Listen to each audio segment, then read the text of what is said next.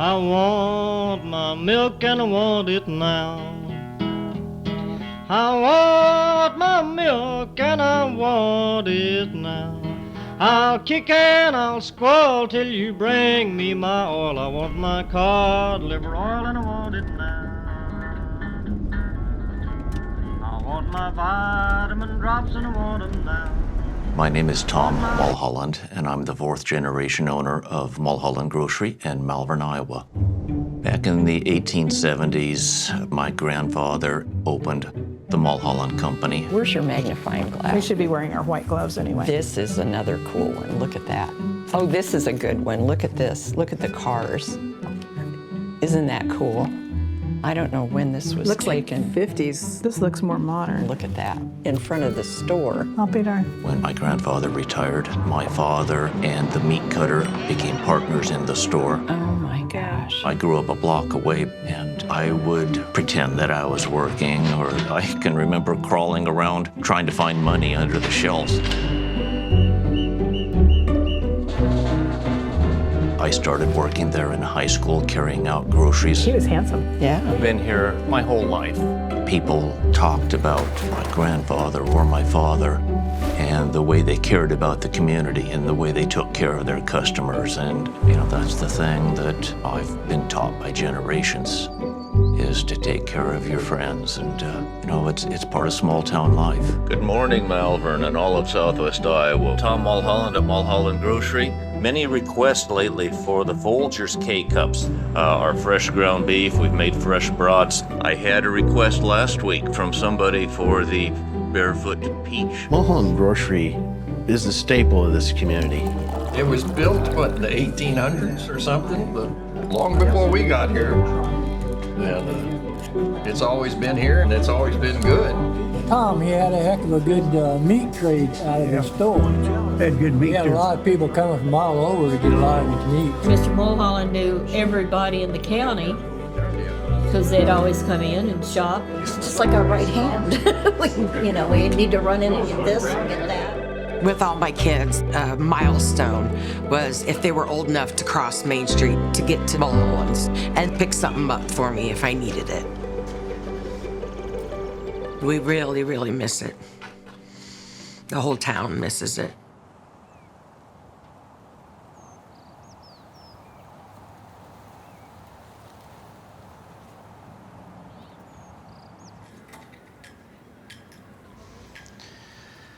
I was just sitting in my chair with the TV on, and my phone rang, and it was one of my employees.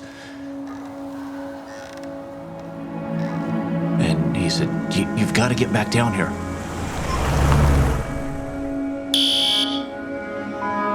Structure fire in 7th District. Engine 7, Engine 81. Rescue 75, Truck 90. Rescue 890. EMS.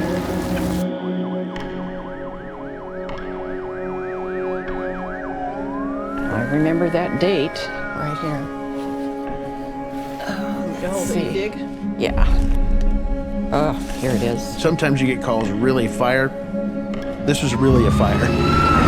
20 fire departments came from every town around. We heard sirens and smoke just started billowing out the top of the place. I opened the door to our back room, and the whole thing was up in flames. You could just see it going up the walls. And I knew that there's nothing that could be done to save my store. So I just pulled the door shut and walked away. Breaking news in downtown Malvern. A substantial fire has broken out at Mulholland Grocery. Oh my God. The neighborhood store is buried in flames. The fire tore through Mulholland's. Mulholland's has been a staple in Malvern for years. I still remember when you called me and you said, Mulholland's is on fire. I really felt like there'd been a death in the family. Yeah. It was, my heart was just sick. I just couldn't believe it. Yeah.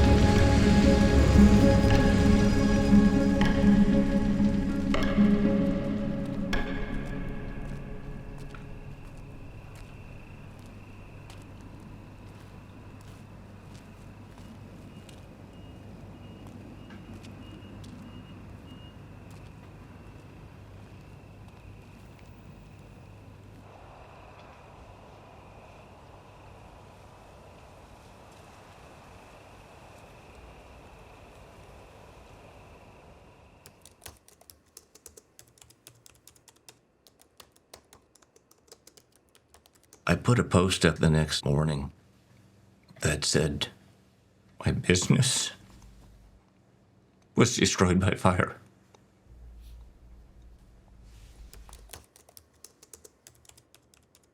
And I thanked all of the fire people from all over the region that came that evening. You know, the people that had worked there all those years, the memories. You know, my great-grandfather, for the sweat and the tears that he'd put into that business, and now it was all gone.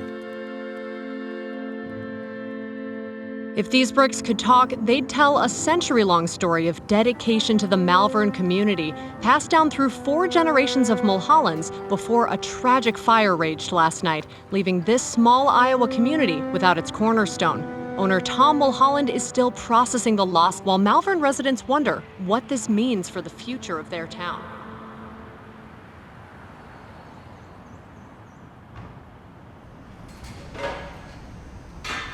My granddad always told me that we're gonna have problems with the 3 G's one of these days.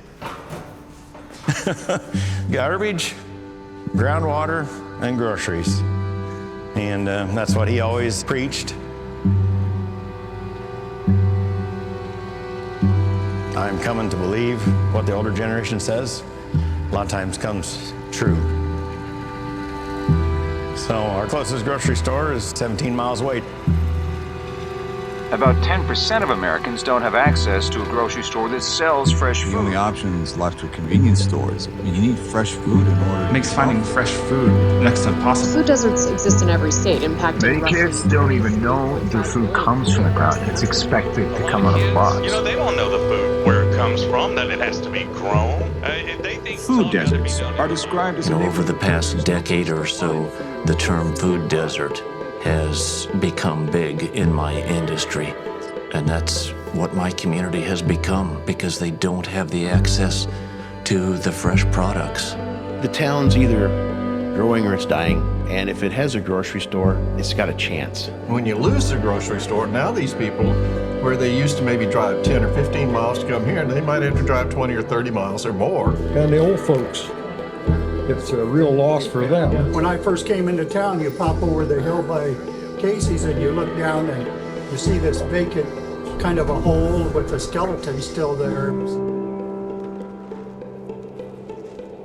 In the time that I've owned my store, within 45 miles, 6 communities have lost their grocery stores. And when a small town loses their grocery store, that's just the beginning of the death spiral for that community.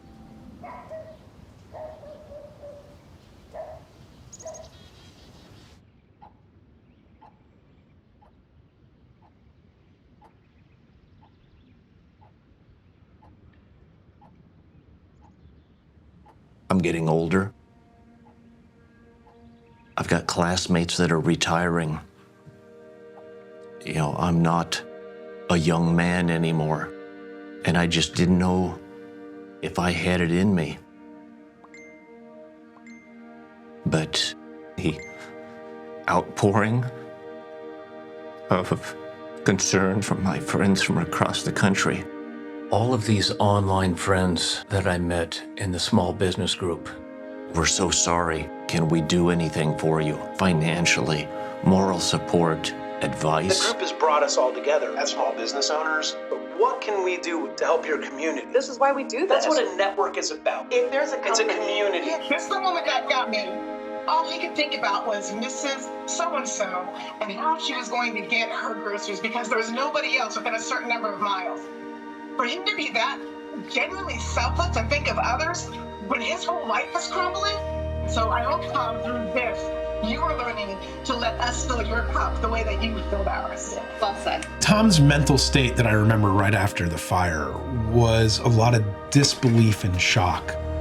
In 1 second, everything you've worked for, everything you care about is gone. I remember going back and forth with him on Messenger. He was feeling like he was failing his community and letting people down. And I know that others in the network were all a part of buoying his spirits. We were all going to be there for him. He was there for us when my kids were real little. When We had a hard winter, and we got groceries. He let us get groceries and really helped us out until next payday. And I know I'm not the only one he's helped.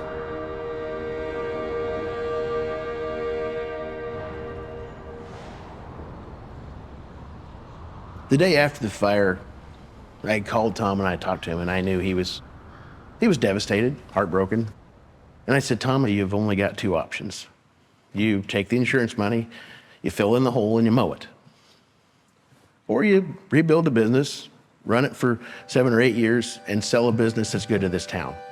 And I'm so glad that he didn't take the easy way out. There have been many questions about the future of Mulholland Grocery in Malvern after a fire destroyed it. Now the owner is making the tough decision to rebuild and Reporter reopen. Taylor shares the story of rising again. He's doing it for the community. Since the store burnt down, Malvern has become a food desert. Tom Mulholland promises that the store will rise like a phoenix. It's all of the support from across the state and my small business community around the country, and you people here at the table. Everything we can do to help you. Yes. I mean, anything. There's 4 of us at this table that I think have lived their entire lives basically in this town, right? As kids, Yeah. this is the building that we remember, and we have fond memories. But for the new generation, this is going to be their memory. Oh my gosh. We're going to add in a coffee shop up front here in this part. We're going to have a drive-through right here and on out to the alley. I mean, our downtown is going to just explode when this opens. It's going to really make our main street pop. The unfortunate piece of the history is the fire, but the fortunate piece of the history that's going to move forward for forever is this rebuilding.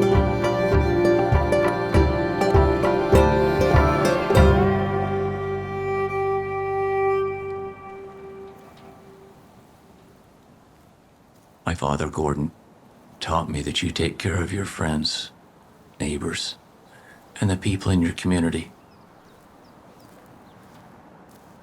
That's the Mulholland way.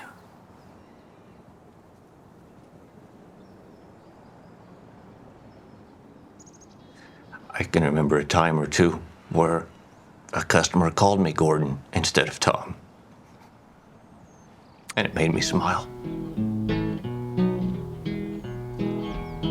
I want my milk and I want it now. I want my milk and I want it now. I'll kick and I'll squall till you bring me my oil. I want my cod liver oil and I want it now. You know, I really miss his breakfast sausage. Potato sausages. Oh, miss the potato sausages so much. Those were the best. They have this handball mix that's out of this world. Corky's handball mix. And that's the first thing my wife said is when that store was on fire that night, she says, I'm almost out of handball mix. So that's the first thing she thought of.